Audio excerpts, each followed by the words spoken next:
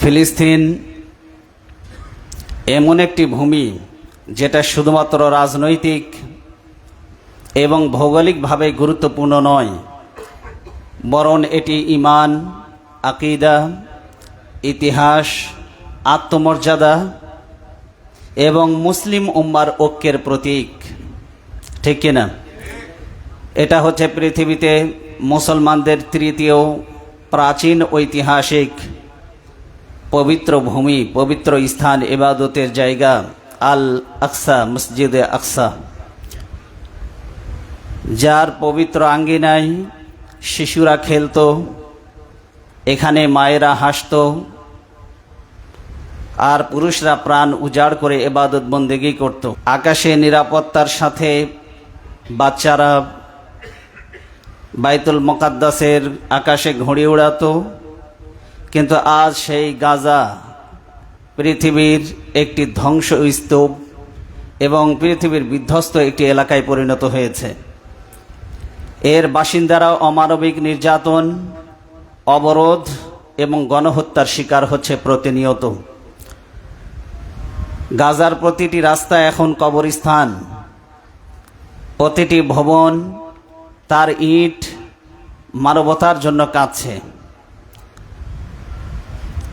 সেখানে মানবতা বিধ্বস্ত হয়েছে ইট পাথরের কান্নায়, কারণ মানুষ সেখানে আর কান্না করার মতো অবশিষ্ট নেই।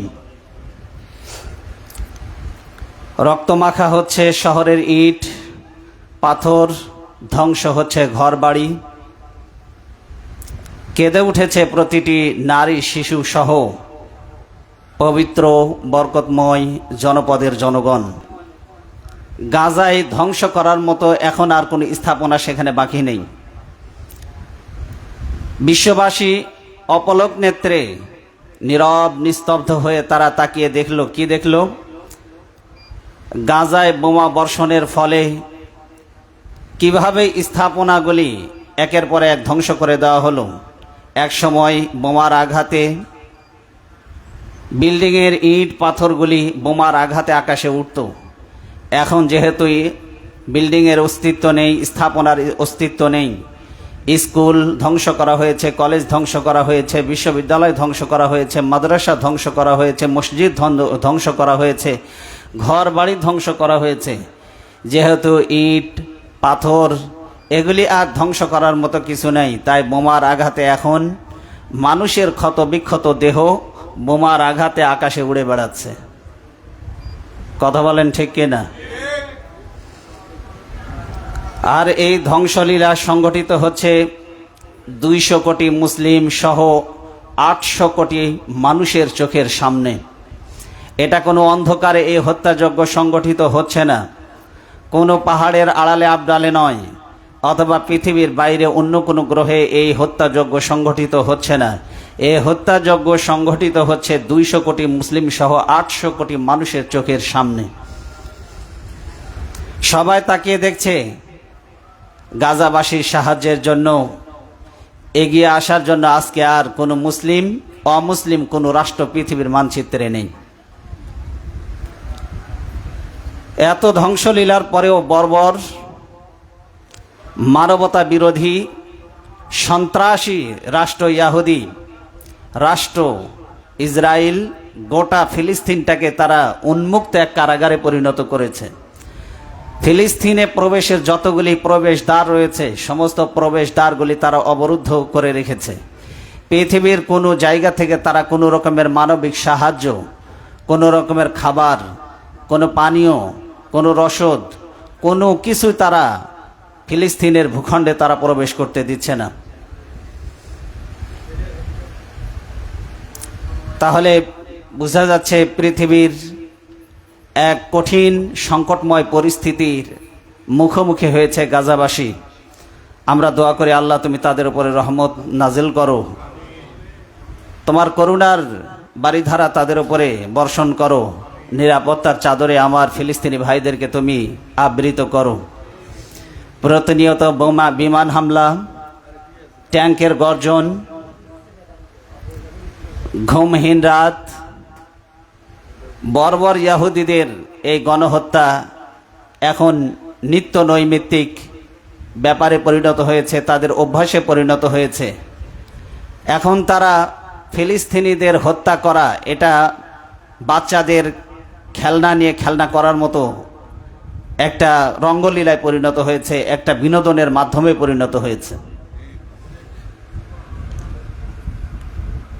যেন অন্যের কাছে গর্বে করার বস্তু যে আমি এতজন ফিলিস্তিনি মেরেছি, যেখানে প্রমোশনের মাধ্যম কে কতজন ফিলিস্তিনিকে মারতে পেরেছে তার উপরে ভিত্তি করে তার সরকারি পদোন্নতি নির্ভর করে, কে কতটা দেশপ্রেমিক সেটা নির্ভর করে কে কতজন ফিলিস্তিনিকে হত্যা করতে পেরেছে এইটার উপরে নির্ভর করে।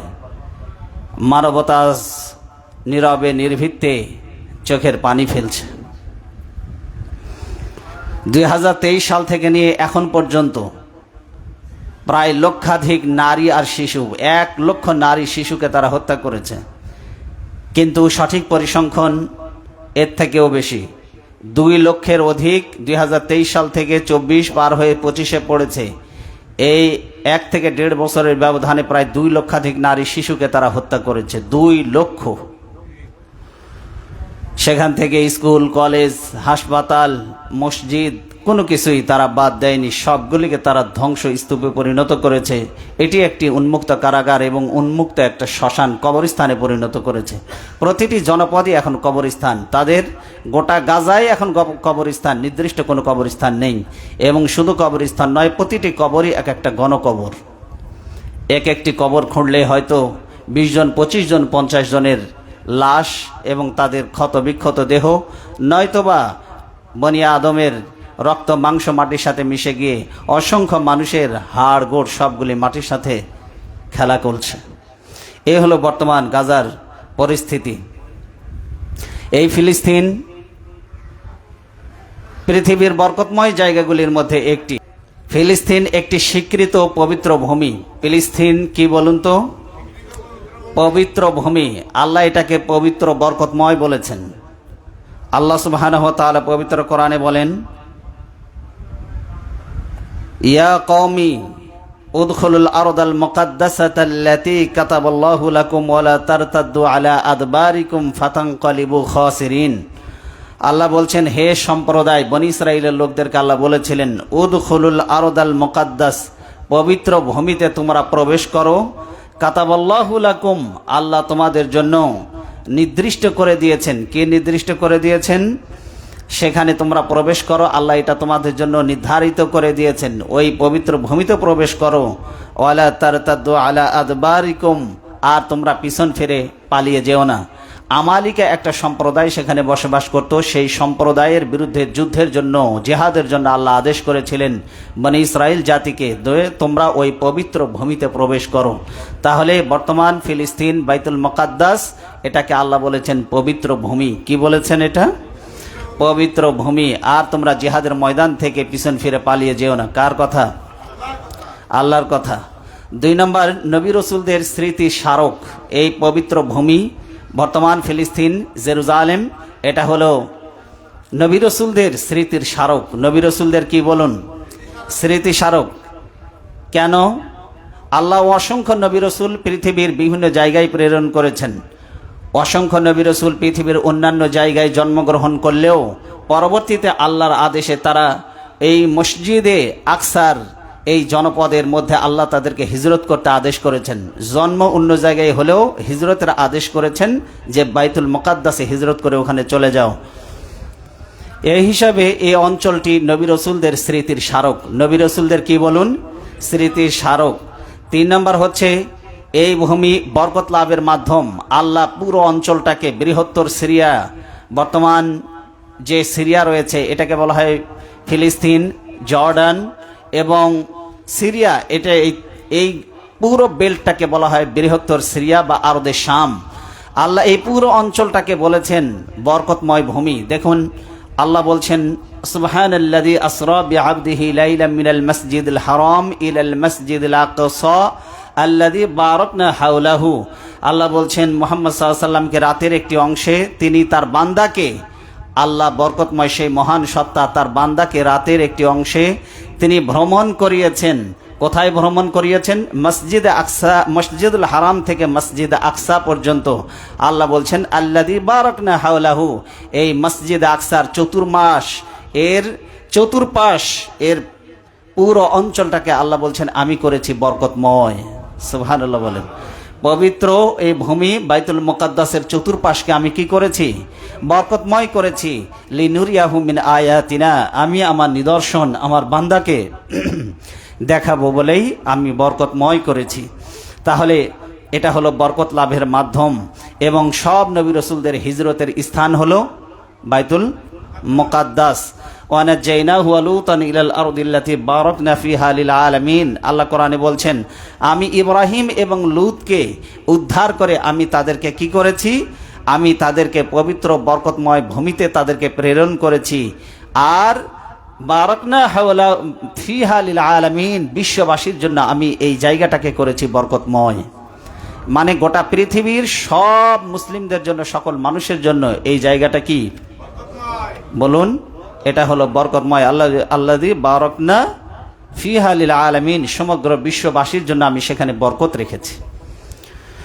4 নম্বর হচ্ছে পৃথিবীর প্রাচীনতম মসজিদ হলো এই বাইতুল মুকাদ্দাস। দেখুন আবু যর রাদিয়াল্লাহু তাআলা আনহু থেকে বর্ণিত, তিনি বলেন কুলতু ইয়া রাসূলুল্লাহ আইয়ু মাসজিদিন উদিয়া ফিল আরদি আউয়ালু, হে আল্লাহর নবী, এই পৃথিবীতে সর্বপ্রথম কোন ঘর নির্মাণ করা হয়েছে, স্থাপন করা হয়েছে? তিনি বললেন আল মসজিদুল হারাম, পৃথিবীর প্রথম ঘর হচ্ছে বাইতুল্লাহ, মসজিদ হারাম, এটা হলো আল্লাহর ঘর অর্থাৎ কাবা। 2 নম্বর কুলতু, আমি বললাম সুম্মা আইয়ুন, এরপরে কোন ঘর? বাইতুল্লাহর পরে, কাবা ঘরের পরে কোন ঘর নির্মাণ করা হয়েছে এই পৃথিবীতে? তিনি বললেন আল মসজিদুল আকসা। 2 নম্বর, এই পৃথিবীর প্রাচীনতম ঘর হচ্ছে মসজিদুল আকসা। কুলতু কাম বাইনাহুমা আরবাউনা সানাতান, তিনি বললেন, আবু যর রাদিয়াল্লাহু তাআলা আনহু প্রশ্ন করলেন, হে আল্লাহর নবী, মসজিদে হারাম কাবা নির্মাণের কতদিন পরে মসজিদে আকসা নির্মিত হয়েছে? নবীজি সাল্লাল্লাহু আলাইহি ওয়াসাল্লাম বললেন, এই 2 ঘর নির্মাণ করার মাঝে সময়ের ব্যবধান ছিল আরবাউনা সানাতান, 40 বছর। কয় বছর? 40 বছরের ব্যবধানে এই 2টি ঘর নির্মিত হয়েছে। পৃথিবীর সবচাইতে প্রাচীনতম ঘর হলো মসজিদে হারাম বা বাইতুল্লাহ, আর একটা হলো মসজিদে আকসা। সহিহ আল বুখারীর 3366 নম্বর, সহিহ আল মুসলিমের 520 নম্বর হাদিস। 5 নম্বর হচ্ছে মসজিদ, মর্যাদাপূর্ণ একটি মসজিদের নাম হলো মসজিদে আকসা।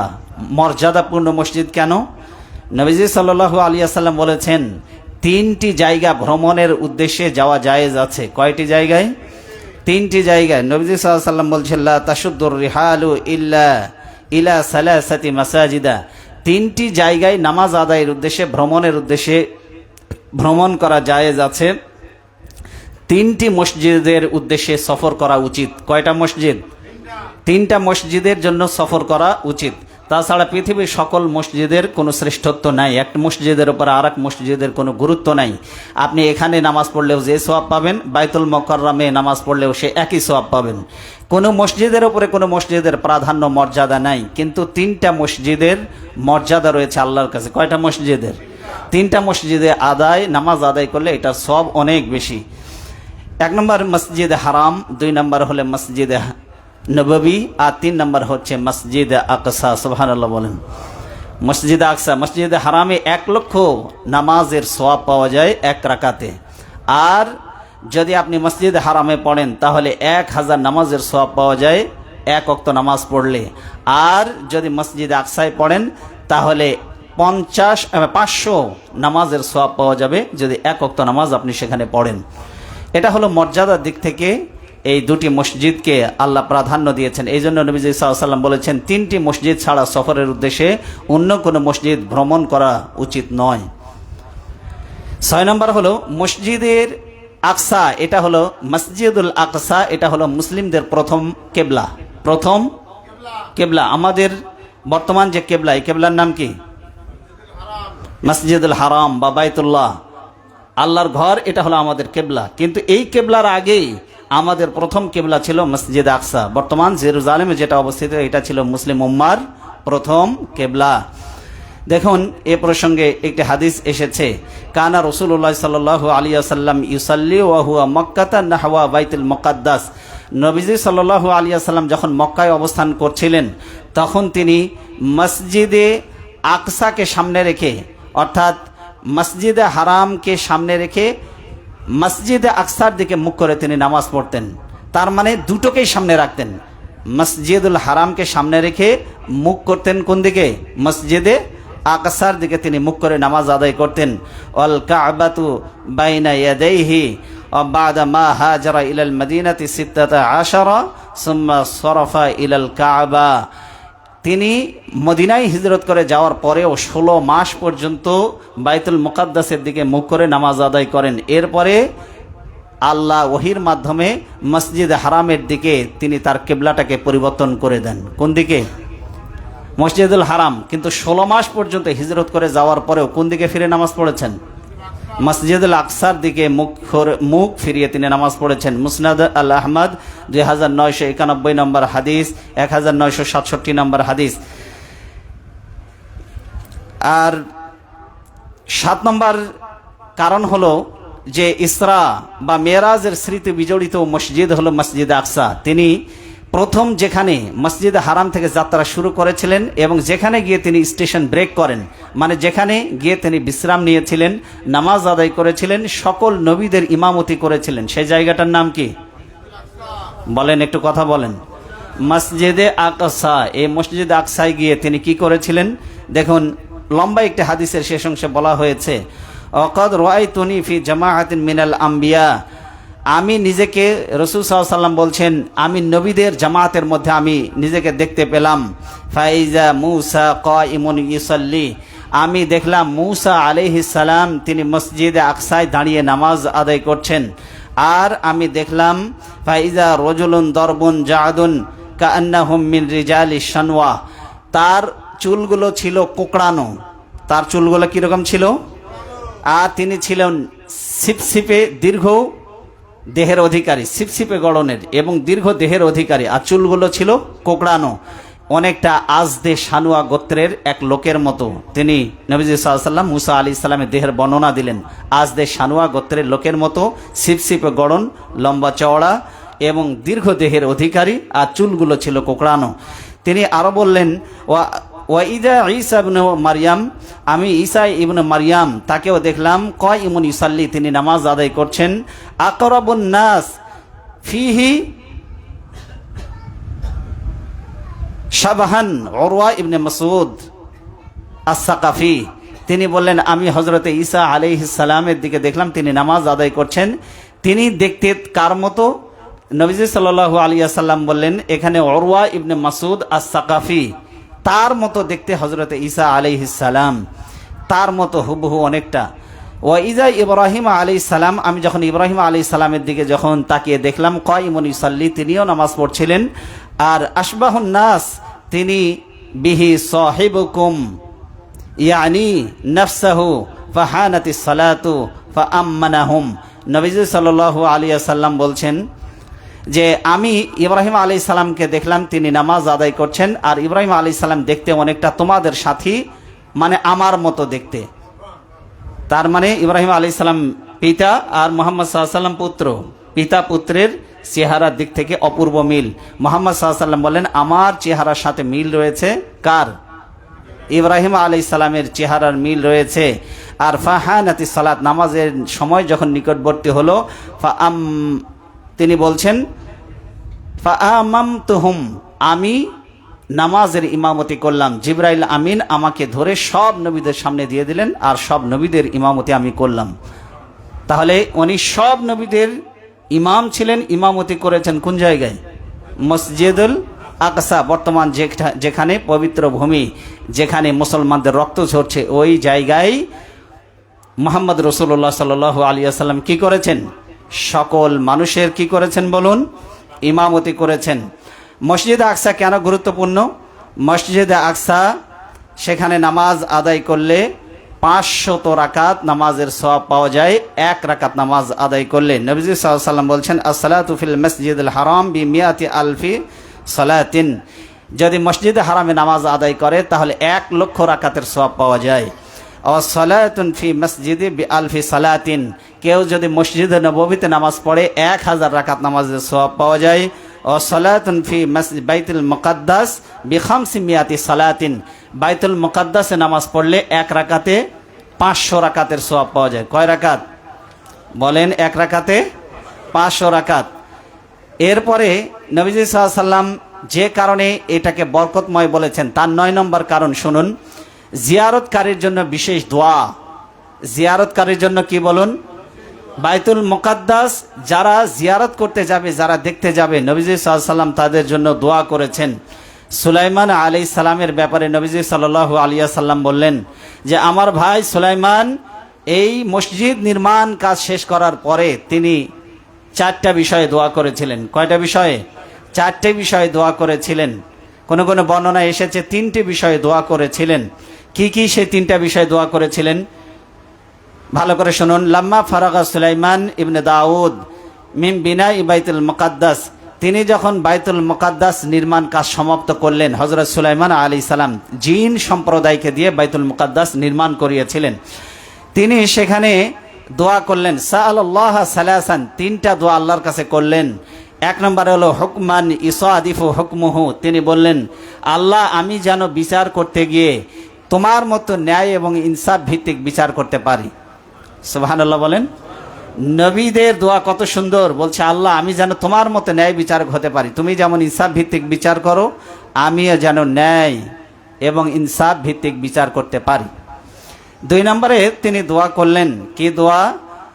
ওয়া মুলকাল লা ইয়ামবাগি লি আহাদিম মিন বাদি, তিনি বললেন আল্লাহ আমাকে এমন এক রাজত্ব তুমি দান করো আমার পরে এত বড় রাষ্ট্র ক্ষমতা পৃথিবীতে আর কেউ যেন না পায়। সুবহানাল্লাহ বলেন। এই জন্য আল্লাহ তাকে এমন রাজত্ব দিলেন, গোটা দুনিয়ার বাদশা বানিয়ে দিলেন।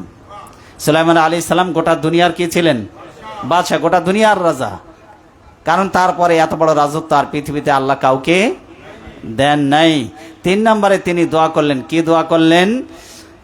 তিনি দোয়া করলেন ওয়া ইল্লা ইয়াতি হাযাল মাসজিদ আহাদুন লা ইউরিদু ইল্লা সালাতা ফিহি ইল্লা খারাজা মিন যুনুবিহি কায়াউমি ওয়ালাদাতুহু উম্মুহু, তিনি দোয়া করলেন আয় আমার রব, তিনি দোয়া করলেন যে একমাত্র নামাজ আদায়ের জন্য যে ব্যক্তি এই মসজিদে গমন করবে তাকে আপনি ওই দিনের মতো গুনাহ থেকে পবিত্র বানিয়ে দেন যেমন একটা সন্তানকে মা প্রসব করলে সে নিষ্পাপ অবস্থায় দুনিয়াতে আসে, এই মসজিদে আকসায় এসে কেউ যদি নামাজ পড়ে আল্লাহ আপনিও তাকে ওই দুগ্ধপোষ্য নবজাতক নিষ্পাপ বাচ্চার মতোই আপনি তাকে গুনাহ মুক্ত করে দিয়েন। সুবহানাল্লাহ। মসজিদে আকসার এত বড় গুরুত্ব। আল্লাহ নবী সাল্লাল্লাহু আলাইহি সাল্লাম বলেন যে আমি আশা করি যে সুলাইমান আলাইহিস সালামের এই 3 নম্বর দোয়াটাও আল্লাহ কবুল করে নিয়েছেন। এই জন্য মসজিদে আকসায় কেউ যদি নামাজ পড়ে তাহলে নবীর দোয়া হচ্ছে আল্লাহ তাকে আপনি গুনাহ মুক্ত করে দিয়েন। এই জন্য এই জায়গাটি এতটাই গুরুত্বপূর্ণ। ইসলামী সুনানে নাসাই 692 এবং সুনান ইবনে মাজার 1408 নম্বর হাদিস। 10 নম্বর হচ্ছে হিজরতের উত্তম স্থান হচ্ছে, হিজরতের সবচেয়ে উত্তম জায়গা হচ্ছে বাইতুল মুকাদ্দাস, বর্তমান জেরুজালেম। এটা হলো হিজরতের সবচেয়ে উত্তম জায়গা। হিজরতের কি বলুন? একটু কথা বলেন। হিজরতের উত্তম জায়গা, কিয়ামতের আগে হিজরত করা লাগবে, সমস্ত মুমিনদেরকে হিজরত করা লাগবে। নবীজি সাল্লাল্লাহু আলাইহি ওয়াসাল্লাম বলছেন, শুনুন, আব্দুল্লাহ বিন আমর থেকে বর্ণিত, তিনি বলেন সামিআতু রাসূলুল্লাহ সাল্লাল্লাহু আলাইহি ওয়াসাল্লাম সাতাকুনু হিজরাতান বাদা হিজরাতিন, অচিরেই তোমরা হিজরত করবে। আব্দুল্লাহ বিন আমর বলছেন আমি নবীজির কাছ থেকে নিজে কানে শুনেছি, অচিরেই তোমরা হিজরত করবে। ফাখিয়ারু আহলিল আরদ আলজামুহুম মুহাজিরা ইব্রাহিম, তোমরা সেই জায়গায় হিজরত করবে যেই জায়গায় ইব্রাহিম আলাইহিস সালাম হিজরত করেছিলেন। বলেন ইব্রাহিম আলাইহিস সালাম কোথায় হিজরত করেছিলেন? বাইতুল মুকাদ্দাসে। কোথায় হিজরত করেছিলেন? লূত আলাইহিস সালাম কোথায় হিজরত করেছিলেন? বাইতুল মুকাদ্দাসে। ওয়ানাজ্জাইনাহু ওয়া লূতান ইলাল আরদিল্লাতী বারাকনা ফিহা, আল্লাহ বলেন ইব্রাহিম এবং লূতকে আমি উদ্ধার করে আমি সেই জায়গায় তাদেরকে পৌঁছে দিয়েছি যেটাকে আমি বিশ্ববাসীর জন্য বরকতময় করেছি। তাহলে ইব্রাহিম আলাইহিস সালাম হিজরত করে গিয়েছেন কোথায়? বাইতুল মুকাদ্দাসে। আর লূত আলাইহিস সালাম হিজরত করে কোথায় গিয়েছেন? বাইতুল মুকাদ্দাসে। নবীজি সাল্লাল্লাহু আলাইহি ওয়াসাল্লাম বললেন ইব্রাহিম আলাইহিস সালাম যেই জায়গায় হিজরত করেছেন এটাই হলো তোমাদের জন্য পৃথিবীর সবচেয়ে উত্তম হিজরতের জায়গা। ওয়ায়াবকা ফিল আরদি শিরারু আহলিহা, এরপরে ওই জায়গায় যারা অবস্থান করবে ওরা বাদ দিয়ে বাকি পৃথিবীর অন্যান্য জায়গায় যারা অবস্থান করবে এরা হবে পৃথিবীর নিকৃষ্ট মানুষ। পৃথিবীর নিকৃষ্ট মানুষেরা অন্যান্য জায়গায় থাকবে, আর সব ভালো মানুষেরা যাবে কোথায়? কোথায় যাবে? বাইতুল মুকাদ্দাস, পৃথিবীর হোয়াইট হাউস। পৃথিবী নিয়ন্ত্রিত হবে ওখান থেকে। পৃথিবীর আলোচনার কেন্দ্রবিন্দু, টক অফ দ্য ওয়ার্ল্ড, পৃথিবীর আলোচনার কেন্দ্রবিন্দুতে পরিণত হবে মসজিদে আকসা। কিয়ামতের আগে মদিনা বিলীন হয়ে যাবে, বিরান হয়ে যাবে। এখানে বিরান বলতে ঘর বাড়ি শূন্য হয়ে যাবে, বিষয়টি এমন নয়, বরং মদিনা আলোচনায় থাকবে না, মদিনা নিয়ে কেউ আলোচনা করবে না। আলোচনার কেন্দ্রবিন্দু হবে বাইতুল মুকাদ্দাস। এখন গোটা দুনিয়ার সবার টার্গেট, সবার লক্ষ্য, সবার আলোচনার বস্তু এখন কোনটা? বাইতুল মুকাদ্দাস, ওই জেরুজালেম, ওই ফিলিস্তিন, ওই বরকতময় পুণ্যভূমি। ওটাই হলো এখন গোটা দুনিয়ার আলোচনার কেন্দ্রবিন্দু। সবাই ওই অঞ্চলটা দখল করতে মরিয়া হয়ে গেছে। নবীজি সাল্লাল্লাহু আলাইহি সাল্লাম বললেন, অন্যান্য জায়গায় যারা অবস্থান করবে, নিকৃষ্ট মানুষেরা অন্যান্য জায়গায় থাকবে, আর পৃথিবী নিক্ষেপ করবে সব ভালো মানুষগুলোকে ওই জায়গায় নিয়ে যাবে। নবীজি সাল্লাল্লাহু আলাইহি সাল্লাম আরো বলছেন, ওয়া তাহশুরুহুমুন নারু মাআল কিরাদাতি ওয়াল খানাজির, তাদের আবাসস্থল তাদেরকে নিক্ষেপ করবে। এবং নবীজি সাল্লাল্লাহু আলাইহি সাল্লাম বললেন, আল্লাহ তাদেরকে মন্দ জানেন, যারা মন্দ লোক তারাই অন্যান্য জায়গাতে অবস্থান করবে, আর আল্লাহ তাদেরকে আগুন এবং বানরের সাথে একত্রিত করবেন। যারা অন্যান্য জায়গায় থাকবে তাদেরকেও একত্রিত করবেন, তবে দুই জিনিসের সাথে একত্রিত হবে পৃথিবীর অন্যান্য অঞ্চলের মানুষেরা। কোন কোন জিনিস? এক নম্বর, নবীজি সাল্লাল্লাহু আলাইহি সাল্লাম বলছেন মাল কিরাদাতি ওয়াল খানাজির, এক নম্বর হলো বানর, আর দুই নম্বর হলো শুকুর। আর এই একত্রিত করবে কে? নবীজি সাল্লাল্লাহু আলাইহি ওয়াসাল্লাম সেটাও বলে দিয়েছেন আমাদেরকে, তাহশুরুহুমুন নার, আগুন একত্রিত করবে। তার মানে আগুন বের হবে, আর আগুন বের হওয়ার পরে যারা ওই আগুনের ভয়ে যারা দৌড়াবে তারা বেঁচে যাবে, আর যারা দাঁড়িয়ে থাকবে ওই আগুন তাদেরকে ভস্ম করে দেবে, আর ওই আগুনের ভয়ে মানুষ একত্রিত হয়ে যাবে। কিন্তু আপনাকে আল্লাহ অপশন দিয়েছেন, আপনি স্বেচ্ছায় যাবেন নাকি আগুন আপনাকে দৌড়ায় নিয়ে যাবে? যেতেই হবে, হয় আগুন আপনাকে নিয়ে যাবে, আর না হলে আপনি স্বেচ্ছায় যাবেন। আর স্বেচ্ছায় যাবে ইমানদারেরা, আর বেঈমানরা স্বেচ্ছায় যাবে না, নিয়ে যাবে কে? আর তারা একত্রিত হবে কার সাথে? শুকর আর বানরের সাথে একত্রিত হবে কিয়ামতের আগে। এই জন্য ইমানদারদের আবাসস্থল মিলন মেলা হবে বাইতুল মুকাদ্দাস। আবু দাউদের হাদিস, 2482 নম্বর হাদিস। মসজিদে আকসা কেন গুরুত্বপূর্ণ? মসজিদে আকসার খেদমতে অংশগ্রহণ করা এটাও হলো একটি ইবাদত। এটি কি বলুন? মসজিদে আকসার খেদমত করা, ঝাড়ু দেওয়া, এটাও ইবাদত। কেন? দেখুন নবীজি সাল্লাল্লাহু আলাইহি ওয়াসাল্লাম কি বলছে, বাইতুল মুকাদ্দাস জিয়ারত করা যদি সম্ভব না হয় তাহলে তুমি কি করবে? আমরা তো যেতে পারছি না, যেতে পারছি কি আমরা সবাই? তাহলে আমাদের করণীয় কি? হাদিস কি বলে?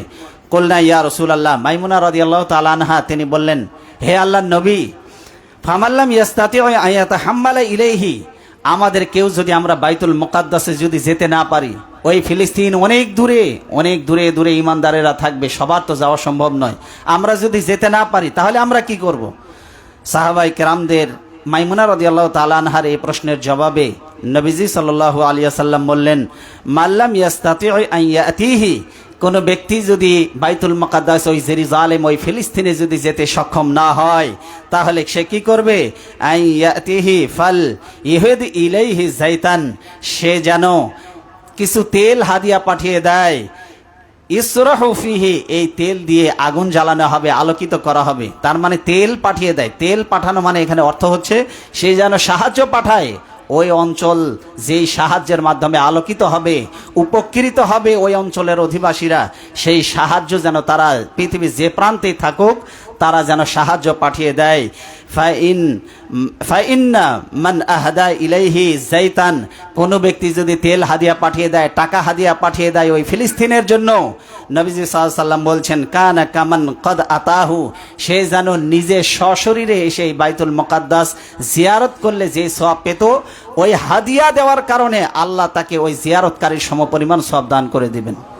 সুবহানাল্লাহ। হাদিয়া তার মানে সাহায্য। আজকে ফিলিস্তিনের জন্য আপনি কি করবেন? এখান থেকে আজকে আপনার হাতে সেনাবাহিনী নাই, আজকে আপনার হাতে এমন কোনো ক্ষমতা নাই যেটা দিয়ে আপনি ফিলিস্তিনি ভাই বোনদের পাশে দাঁড়াতে পারেন। রাষ্ট্রীয়ভাবে এমন কোনো ক্ষমতা নাই, কিন্তু আমাদের হাতে কয়েকটা ক্ষমতা আল্লাহ দিয়ে রাখছে, সেই ক্ষমতাগুলি প্রয়োগ করতে হবে। এক নম্বরে ক্ষমতা রয়েছে, আমরা আপনারা সবাই মিলে অর্থনৈতিক অবরোধ আমরা ইসরায়েলের উপরে চাপিয়ে দিতে পারি।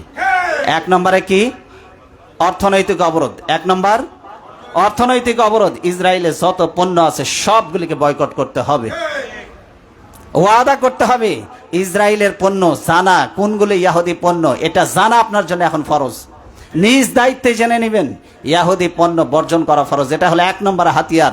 অর্থনৈতিকভাবে ওদেরকে পঙ্গু করে দিতে হবে, যেন কোনো অর্থনৈতিকভাবে যেন তারা এমনভাবে পঙ্গু হয়ে যায় যেন কোনো অর্থ দিয়ে যেন দামি কোনো মরণাস্ত্র কিনে মুসলমানদের উপরে যেন সেগুলি প্রয়োগ করতে না পারে।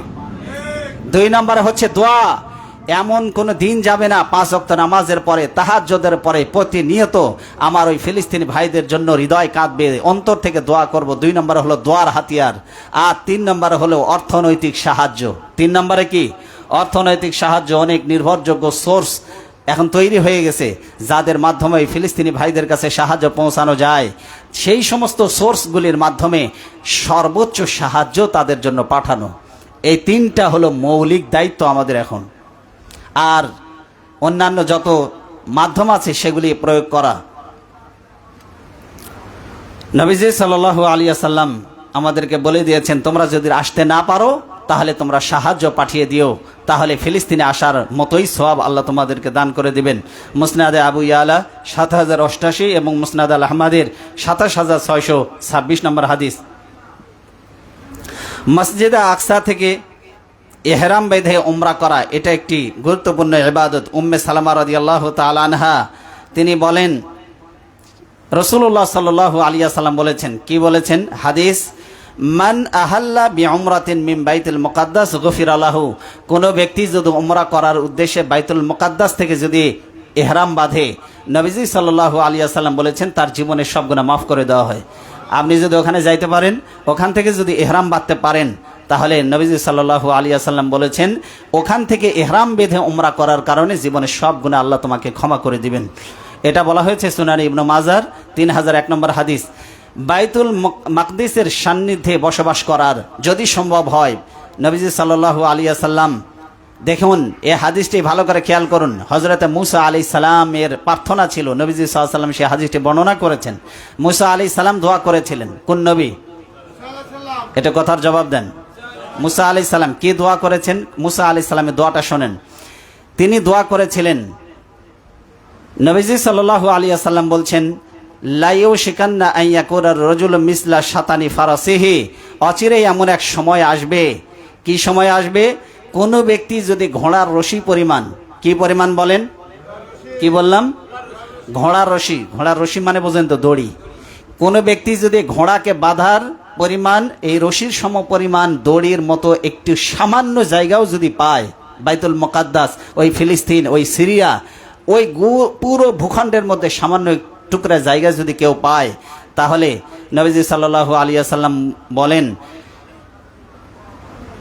এই সামান্য জায়গাটুকু যদি হয় যেখান থেকে বাইতুল মুকাদ্দাসটা দেখা যাবে, ভালো করে বুঝুন, বাইতুল মুকাদ্দাসের আশেপাশের অঞ্চলে তুমি এক টুকরো জায়গায় পেয়েছো। কতটুকু জায়গা? ঘোড়ার রশির সমপরিমাণ। এতটুকু জায়গা যদি তুমি পেয়ে যাও যেখান থেকে বাইতুল মুকাদ্দাস কি করা যায়? ইয়ারা মিনহু বাইতুল মুকাদ্দাস, যেখান থেকে বাইতুল মুকাদ্দাস চোখ মেললেই দেখা যায়, এমন এক টুকরা জায়গা যদি পেয়ে যাও, নবীজি সাল্লাল্লাহু আলাইহি ওয়াসাল্লাম বলছেন খয়রুল্লাহু মিনাদ দুনিয়া জামিআন। গোটা দুনিয়ার সব জায়গার মালিক যদি তুমি হয়ে যাও, তাহলে ওই এক টুকরা জায়গার মূল্য গোটা দুনিয়ার সব জায়গার থেকেও বেশি উত্তম। সুবহানাল্লাহ। এত পবিত্র, কারণ আল্লাহ নিজে ওটাকে পবিত্র ভূমি বলেছে। কিন্তু এখন পৃথিবীর সেলিব্রিটিরা কোথায় যায়? দুবাই, সংযুক্ত আরব আমিরাতে। পৃথিবীর সবচেয়ে নামি দামি সেলিব্রিটিরা সেখানে ফ্ল্যাট কিনে, জায়গা কিনে পৃথিবীর সবচেয়ে দামি জায়গায় পরিণত হয়েছে। গুলশান, বনানী, বাড়িধারা, এগুলো আপনার কাছে অনেক দামি জায়গা, কিন্তু নবীজি সাল্লাল্লাহু আলাইহি ওয়াসাল্লাম বলেছেন গোটা দুনিয়ার সব জায়গার মালিকও যদি তুমি হও, তাহলে বাইতুল মুকাদ্দাসের এক টুকরা জায়গা গোটা দুনিয়ার সব জায়গার থেকে আল্লাহর কাছে বেশি উত্তম। যেখান থেকে বাইতুল মুকাদ্দাস দেখা যায়, এমন এক টুকরা জায়গা পেলে তোমরা ঘোড়ার রশি পরিমাণ জায়গাও যদি পেয়ে যাও তাহলে হিজরত করে সেখানে চলে যেও। মুস্তাদরাকে হাকিম 4 নম্বর খণ্ডের 50 নম্বর হাদিস। বাইতুল মুকাদ্দাস 14 নম্বর। বাইতুল মাকদিসে মৃত্যুবরণ করা এটা ছিল নবীদের তামান্না, নবীদের আশা। বললাম মুসা আলাইহিস সালামের কথা। কোন নবী? মুসা আলাইহিস সালাম কি প্রার্থনা করেছিলেন? দেখুন, খেয়াল করুন। পবিত্র ভূমিতে জীবন যাপন করা যেমন সৌভাগ্যের বিষয়, ওখানে মৃত্যুবরণ করাটাও সৌভাগ্যের বিষয়। ওই বাইতুল মুকাদ্দাস, ওখানে বাইতুল মুকাদ্দাসের আশেপাশে ওই ফিলিস্তিনের ভাই বোনদেরকে বোমার আঘাতে যারা ক্ষত বিক্ষত করে দিয়ে, যারা শহীদ করে জান্নাতুল ফেরদাউসে পৌঁছে দিয়েছে, শুনে রাখো, ওখানে মৃত্যুবরণ করতে পারাটাও সৌভাগ্যের বিষয়। কেন? মুসা আলাইহিস সালাম তিনি প্রার্থনা করছিলেন। নবীজি সাল্লাল্লাহু আলাইহি ওয়াসাল্লাম বলছেন মুসা আলাইহিস সালামের দোয়া, ফাসআলাল্লাহা আন ইউদনিয়াহু মিনাল আরদিল মুকাদ্দাসা রামিয়াতান বিহাজারিন। নবীজি সাল্লাল্লাহু আলাইহি ওয়াসাল্লাম বলেন, মুসা আলাইহিস সালাম আল্লাহর কাছে দোয়া করলেন, হায় আমার রব, হে আমার মালিক, তুমি এমন পবিত্র ভূমির এত কাছাকাছি তুমি আমাকে নিয়ে যাও এবং সেখানে তুমি আমাকে মৃত্যু দাও। কত কাছে? যেখান থেকে একটি পাথর নিক্ষেপ করলে, নবীজি সাল্লাল্লাহু আলাইহি ওয়াসাল্লাম বলছেন রামিয়াতান বিহাজারিন, ওখান থেকে যদি আমি একটা পাথর নিক্ষেপ করি তাহলে ওটা গিয়ে পড়বে বাইতুল মুকাদ্দাসের ফ্লোরে, বাইতুল মুকাদ্দাসের সীমানার মধ্যে। এত কাছাকাছি নিয়ে গিয়ে তুমি আমার মৃত্যু দাও। কোন নবী দোয়া করেছেন? মুসা আলাইহিস সালাম দোয়া করেছেন, আল্লাহ পবিত্র ভূমি, পবিত্র ভূমি বলতে কোনটা বুঝিয়েছেন? বাইতুল মুকাদ্দাস। ওই বাইতুল মুকাদ্দাসের এত কাছে নিয়ে গিয়ে তুমি আমার মৃত্যু দাও যে আমি একটা পাথর মারলেও যেন কোথায় গিয়ে পড়ে? বাইতুল মুকাদ্দাসের সীমানার মধ্যে গিয়ে পড়ে। এত কাছাকাছি নিয়ে গিয়ে তুমি আমার মৃত্যু দাও। ক্বালা রাসূলুল্লাহ সাল্লাল্লাহু আলাইহি ওয়াসাল্লাম ফালাউ কুনতু সুম্মা লা আরাইতুকুম কবরাহু। নবীজি সাল্লাল্লাহু আলাইহি ওয়াসাল্লাম বলছেন, যদি আমি সেখানে থাকতাম তাহলে কি করতাম? লা আরাইতুকুম, তাহলে আমি তোমাদেরকে দেখিয়ে দিতাম কবরাহু, মুসা আলাইহিস সালামের কবর। বাইতুল মুকাদ্দাসের কত কাছে মুসা আলাইহিস সালামের কবর আমি তোমাদেরকে দেখিয়ে দিতাম। নবীজি সাল্লাল্লাহু আলাইহি ওয়াসাল্লাম বলছেন, ইলা জানিবিত তরিক, মুসা আলাইহিস সালামের কবর হচ্ছে বাইতুল মুকাদ্দাসের যে রাস্তা রয়েছে ওই রাস্তার পাশেই ইনদাল কাসিবিল আহমার। নবীজি সাল্লাল্লাহু আলাইহি ওয়াসাল্লাম বলছেন, লাল একটা টিলার কাছে, রাস্তার পাশে তার কবর, একবারে বাইতুল মুকাদ্দাসের কাছে। কারণ মুসা আলাইহিস সালাম দোয়া করেছিলেন, আমার রব, আমি যেন এমন জায়গায় মরি, এত কাছাকাছি যেন আমি মৃত্যুবরণ করি বাইতুল মুকাদ্দাসের, যে ওখান থেকে একটা ঢেল মারলে কোথায় গিয়ে পড়বে? বাইতুল মুকাদ্দাসের সীমানার মধ্যে গিয়ে পড়বে, এমন একটি জায়গায় তুমি আমার মৃত্যু দাও। নবীজি সাল্লাল্লাহু আলাইহি ওয়াসাল্লাম বলেছেন, দাজ্জাল থেকে মুক্ত থাকবে। 4টি মসজিদে প্রবেশ করতে পারবে না দাজ্জাল। পৃথিবীর সব জায়গায় দাজ্জাল প্রবেশ করতে পারবে, পারবে না শুধু 4টি জায়গায়। কয়টা জায়গায়?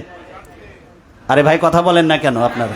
পৃথিবীর 4 জায়গায় দাজ্জাল প্রবেশ করতে পারবে না, তাছাড়া পৃথিবীর সব জায়গায় দাজ্জাল প্রবেশ করতে পারবে। প্রবেশ অধিকার আল্লাহ তাকে দিয়ে দেবেন, সেই ক্ষমতা তার থাকবে। কিন্তু 4 জায়গায় প্রবেশ নিষিদ্ধ। জায়গা হিসাবে 2 জায়গায়, মক্কা আর মদিনাতে প্রবেশ করতে পারবে না, আর ঘরের মধ্যে প্রবেশ করতে পারবে না 4টা ঘর। 1 নম্বরে শুনুন, নবীজি সাল্লাল্লাহু আলাইহি ওয়াসাল্লাম বলছেন, ইন্নাদ দাজ্জালা ইয়াদখুলুল আরদা ইল্লা আরবাআতা মাসাজিদা। 4টা মসজিদে প্রবেশ করতে পারবে না, সব জায়গায় যেতে পারবে। 1 নম্বরে হচ্ছে মসজিদুল হারাম, 1 নম্বর হলো মসজিদুল হারাম, 2 নম্বর হচ্ছে মসজিদুন নববী, 3 নম্বর হচ্ছে মসজিদে আকসা, আর 4 নম্বর হচ্ছে মসজিদে তুর। কয়টা? মসজিদে হারাম, মসজিদে নববী, মসজিদুল আকসা, আর একটা হলো মসজিদে তুর। এই 4টা জায়গায় দাজ্জাল প্রবেশ করতে পারবে না, বাকি সব জায়গায় সে প্রবেশ করতে পারবে। মুসনাদ আল আহমদের 23685 নম্বর হাদিস। নবীজি সাল্লাল্লাহু আলাইহি ওয়াসাল্লাম আরও বলেছেন, বর্তমান যে ফিলিস্তিন রয়েছে এই ফিলিস্তিনটা হলো কিয়ামতের ময়দান। এই ফিলিস্তিনটা কি? সবাই বলেন একটু। এই ফিলিস্তিনই হবে কিয়ামতের ময়দান। নবীজি সাল্লাল্লাহু আলাইহি ওয়াসাল্লাম বলছেন, মাইমুনা রাদিয়াল্লাহু তাআলা আনহা বলেন, ইয়া রাসূলুল্লাহ আফতিনা ফি বাইতুল মুকাদ্দাস, বাইতুল মুকাদ্দাস সম্পর্কে আমাদেরকে কিছু বলুন। নবীজি সাল্লাল্লাহু আলাইহি ওয়াসাল্লাম বললেন, হুয়া আরদুল মাহশারি ওয়া আরদুল মানশারি, এটাই হবে কিয়ামতের ময়দান, আর এখানেই তোমাদেরকে আবার সমবেত করা হবে, এই জায়গায় একত্রিত করা হবে তোমাদের সকলকে।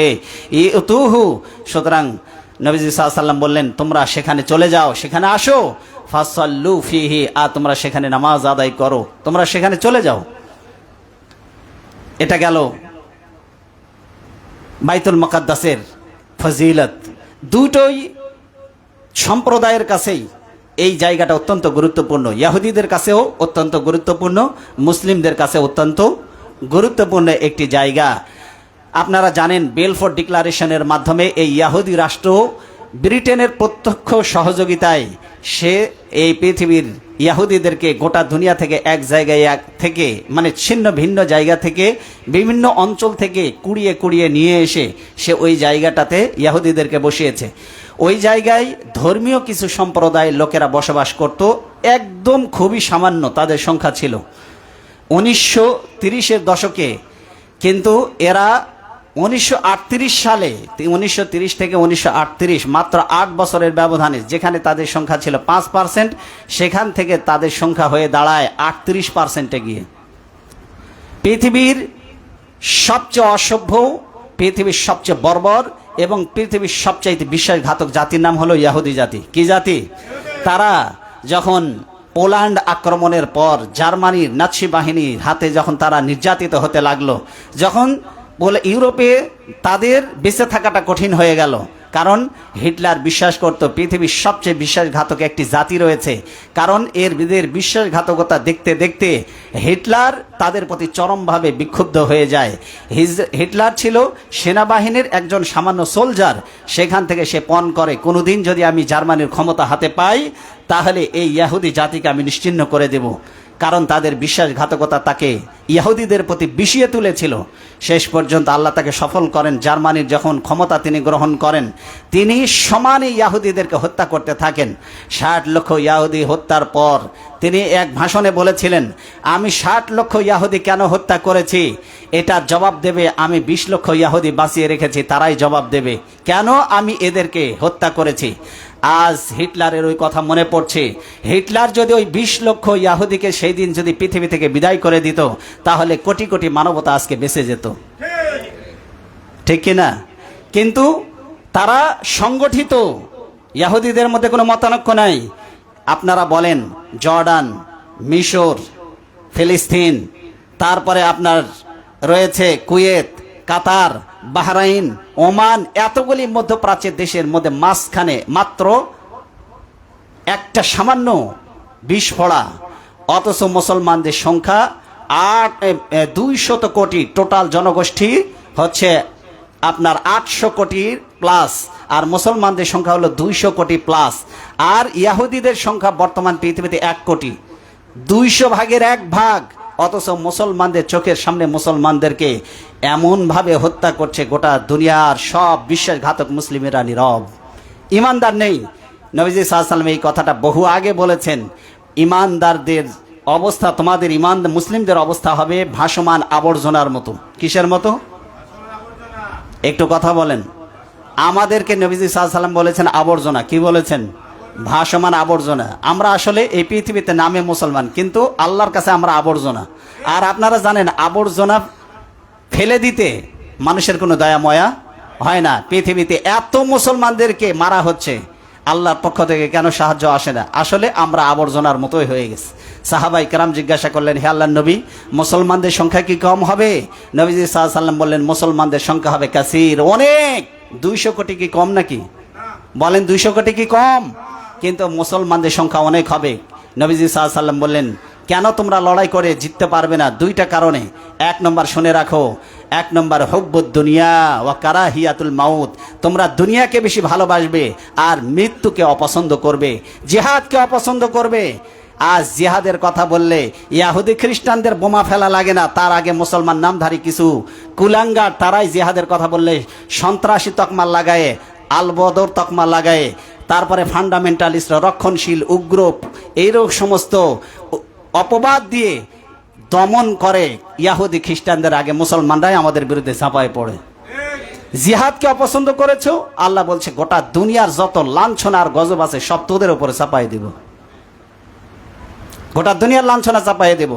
যেই দিন 3 নম্বর ইসরায়েলের প্রেসিডেন্ট যেই দিন ফিলিস্তিন আক্রমণ করে যখন বাইতুল মুকাদ্দাস যখন ধ্বংস করে দিয়েছিল, তারপরে সে বলে যে আমি আমার জীবনের সবচেয়ে ভয় আর আতঙ্কের রাত কাটিয়েছি সেই রাত, কারণ আমার ভয় হয়েছিল যে আমি বাইতুল মুকাদ্দাস ধ্বংস করে দিয়েছি, মুসলমানেরা মনে হয় আর নীরব থাকবে না, সবাই মিলে হামলা করে ইসরায়েলে ঢুকে পড়বে। কিন্তু আমি সকাল হওয়ার পরে দেখতে পেলাম মুসলমানরা কোনো প্রতিবাদ নাই, নীরব। আগের দিন যেমন স্বাভাবিক ছিল পরের দিনও স্বাভাবিক। তখন আমি বুঝতে পেরেছি এই মুসলমান ঘুমন্ত, আমি যা খুশি তাই করব, পৃথিবীতে প্রতিবাদ করার মতো কেউ নেই। কারণ এই মুসলমানদের মারলে কিছু হয় না, এটা আমি সেই দিনই বুঝে গিয়েছি। 200 কোটির সামনে আজকে জবাই করা হচ্ছে মুসলমানদের। ইট পাথর লোহা এখন আর বোমার আঘাতে ওড়ে না, কারণ ইটও নাই পাথরও নাই, সবগুলি মাটির সাথে মিশে গেছে। এখন বোমার আঘাতে ইট পাথরের পরিবর্তে উড়ে বেড়াচ্ছে আদম সন্তানের ক্ষত বিক্ষত দেহ। এই বেঈমানরা কিয়ামতের দিন দাঁড়িয়ে যেন বলে যে আমরা দুনিয়াতে এক জাতি ছিলাম, যদি এক জাতি থাকতে তাহলে মুসলমানদের এই দুর্দিন মুসলমানদের চোখের সামনে হতো না। এই জন্য 3টা জিনিস আমাদেরকে এখন প্রয়োগ করতে হবে। 1 নম্বরে, ইহুদি কোনো পণ্য কিনবো না। প্রত্যেকটা দোকানে গিয়ে আপনার ইমানের দায়িত্ব এ কথা প্রচার করে দেওয়া। আপনি ফান্টা যেটা আছে, ম্যারিন্ডা যেটা আছে, কোকা কোলা জীবনেও খাবো না আর কোনোদিন, যতদিন আল্লাহ হায়াতে বাঁচায় রাখে। আপনি নিয়ত করেন এটা আপনার জন্য ফরজ। কি বললাম? ম্যারিন্ডা, ফান্টা, কোকা কোলা জীবনে খাবো না, কিনবো না। রিন পাউডার আছে না? রিন পাউডার, হুইল পাউডার আছে, ডাভ শ্যাম্পু, ডাভ সাবান জীবনে কোনোদিন কিনবো না। সবগুলি পরিত্যাগ করেন। যত রকমের ইহুদি পণ্য আছে, ইহুদিদের চিপস আছে, এটাও পর্যন্ত আপনাকে বয়কট করতে হবে। সুতরাং বাটা থেকে নিয়ে শুরু করে সব পণ্যগুলি নিজ দায়িত্বে জেনে নেবেন এবং পণ্য বয়কট। 2 নম্বর হলো কি বলেন? দোয়া। 2 নম্বরে দোয়া।